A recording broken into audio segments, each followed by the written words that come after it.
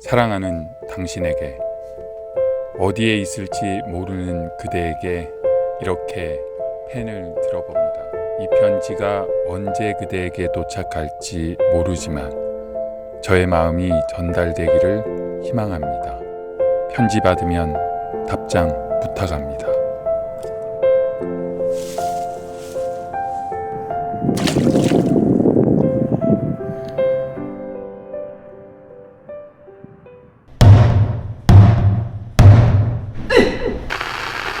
안녕하십니까. 북한 관련 사회 문화 소식 전해드리는 북설입니다. 홍알복 기자. 네. 오늘은 무슨 얘기입니까?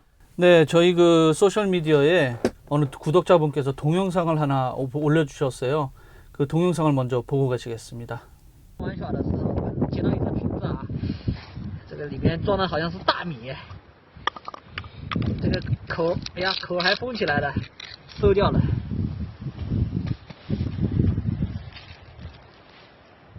哎，里面还装了东西，看一下是什么？哎呀，一个塑料纸装的一个东西啊，好像是一个本子啊。还有个纸，还有个纸，你别动，好像已经快要烂掉了啊。 看不见了，把它拍下来。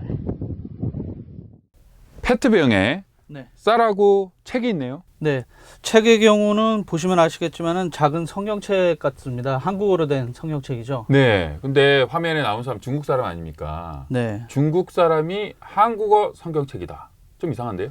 네, 그렇습니다. 혹시 기억하실지 모르겠지만 작년 여름에 저희가 취재를 한 것이 있는데 그 한국의 지원단체, 북한인권지원단체에서 병에다가 쌀을 넣어서 그것을 북한으로 보내는 그런 활동을 취재한 적이 있는데 기억나시나요? 아, 기억나죠. 가까운 공원에서 우리가 직접 그 쌀로 밥을 네네. 지어 먹고. 근데 그 쌀이 왜 중국 사람 손에 가 있는 겁니까?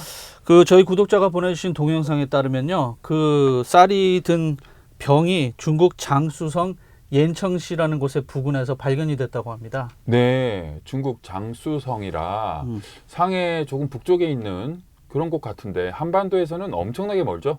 그렇습니다. 그 지원단체, 인권단체들이 임진강 인근에서 강물에 이제 흘려보낸 거죠.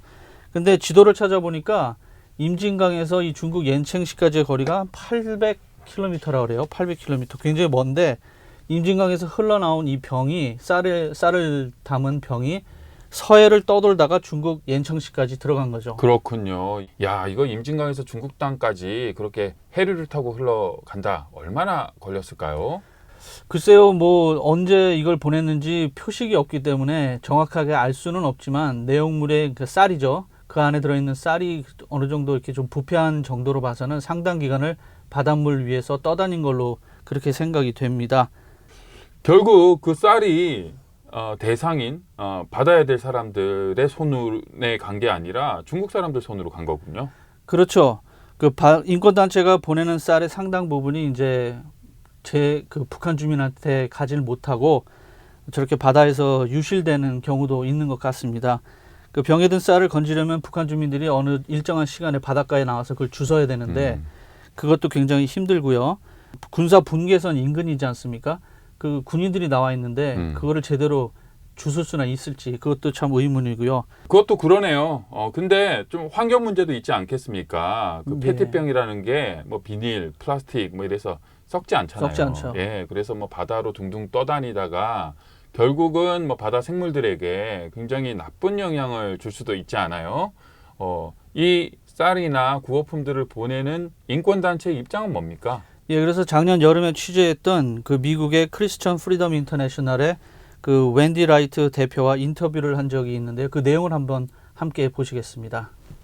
For those who may be concerned about the environmental, remember that there is rice in these bottles and that is providing food for people. And we always need to put people first. That's really what matters the most, isn't it? 사람이 먼저다. 그 말 그때도 인상적이었지만 지금도 여전히 네. 유효한 말이긴 합니다. 네. 그죠? 하지만 그 병에 들어있는 쌀이 저렇게 좀 전에 본 비디오 같이 완전 썩어서 먹지 못한다. 뭐 이러면은 결국에는 필요한 사람들에게도 도움이 되지 못하는 거 아니에요?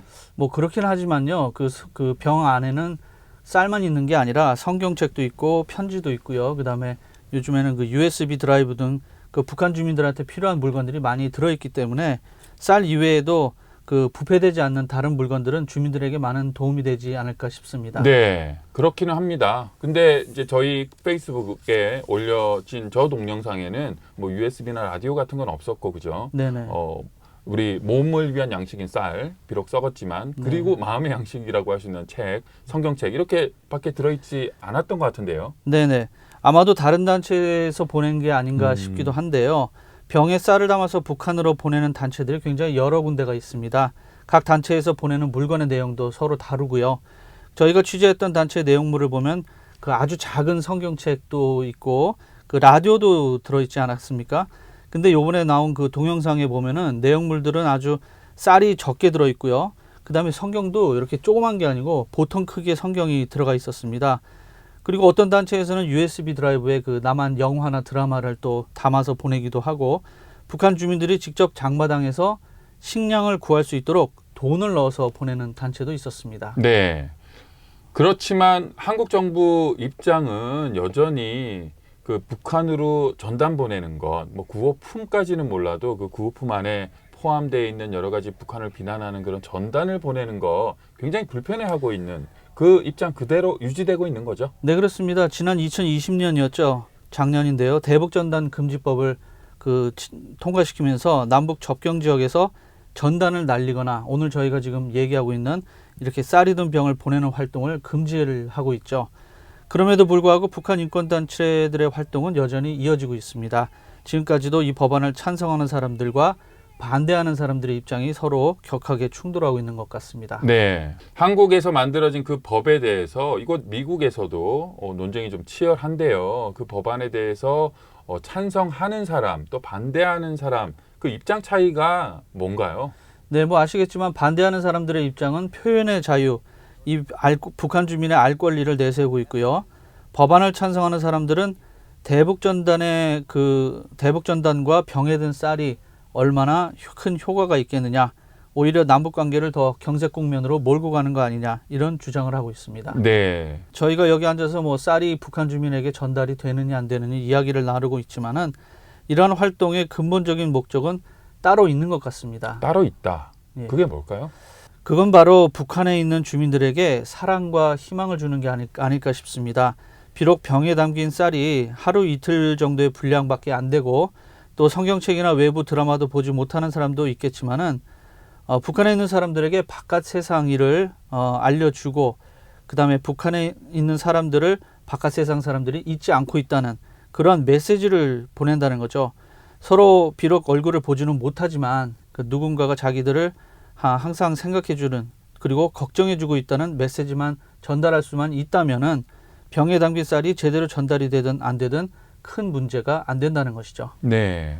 그 병 안에 든 사랑과 희망으로 좀 용기를 얻어서 더 열심히 살 수 있는 앞으로의 희망을 놓치지 않는 그런 좀 계기가 되지 않을까라는 그런 생각이 듭니다.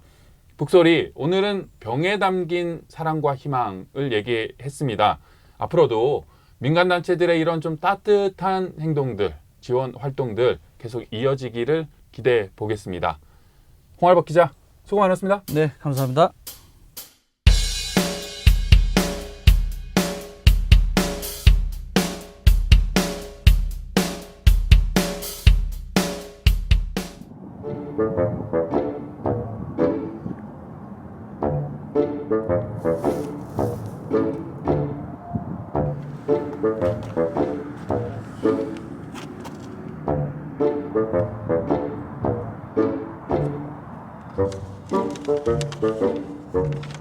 이게 뭐야?